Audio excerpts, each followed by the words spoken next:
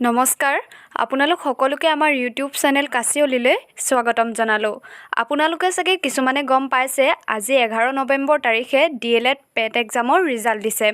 গতিকে এই ৰিজাল্টবোৰ কেনেকৈ চাব আপোনালোকে মই আজি ভিডিঅ'টোত আলোচনা কৰিম। আপোনালোকে ৰিজাল্টবোৰ চাবলৈ হ'লে scrtassam.co.in এই ৱেবছাইটটোত ভিজিট কৰিব লাগিব। এইখন নটিচ দেখিছে আপোনালোকে।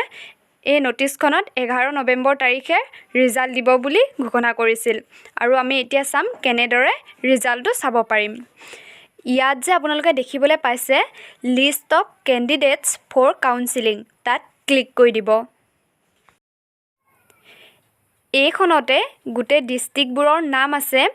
আপোনালোক যিটো ডিষ্ট্ৰিক্টৰ হয় ডাউনলোড বুলি থকা অপশ্যনটোত ক্লিক কৰি দিব। মই লখিমপুৰৰখন ডাউনলোড কৰি আপোনালোকক দেখাই দিছোঁ। এইখনে হৈছে লখিমপুৰৰ ডিএলএডৰ ৰিজাল্ট শ্বীটখন। ইয়াৰ পাছতো আপোনালোকৰ বহুখিনি কাম আছে। যিখিনিয়ে পাছ কৰিছে ইয়াৰ পাছত কাউন্সিলিং হ'ব।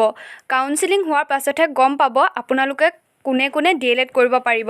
আপোনালোকৰ এই ৰিজাল্ট শ্বীটখনত নাম আছে বুলিয়ে বা পাছ কৰিলে বুলিয়ে ডিএলএডত এডমিশ্যন ল'ব নোৱাৰে। কাউন্সিলিং হৈ যোৱা পাছত যিখন লিষ্ট ওলাব সেইখনহে ফাইনেল হ'ব। তাৰ পাছতহে আপোনালোকে এডমিশ্যন ল'ব পাৰিব। কাউন্সিলিঙৰ সম্পূৰ্ণ প্ৰচেছটো মই অন্য এটা ভিডিঅ'ত দেখাই দিম। আপোনালোকে কেনেকৈ কাউন্সিলিঙত ফৰ্ম ফিল আপ কৰিব পাৰিব মই সকলোবিলাক দেখাই দিম। তেতিয়াহ'লে আজি যদি ভিডিঅ'টো চাই ভাল পালে লাইক কমেণ্ট শ্বেয়াৰ কৰি দিব। এনেকুৱা ধৰণৰ খবৰবোৰ আগতীয়াকৈ পাবৰ বাবে চেনেলটো ছাবস্ক্ৰাইব কৰি কাষতে থকা বেল আইকনটো প্ৰেছ কৰি ল'বলৈ নাপাহৰিব। পুনৰ এটা অন্য ভিডিঅ'ত লগ পাম। ধন্যবাদ।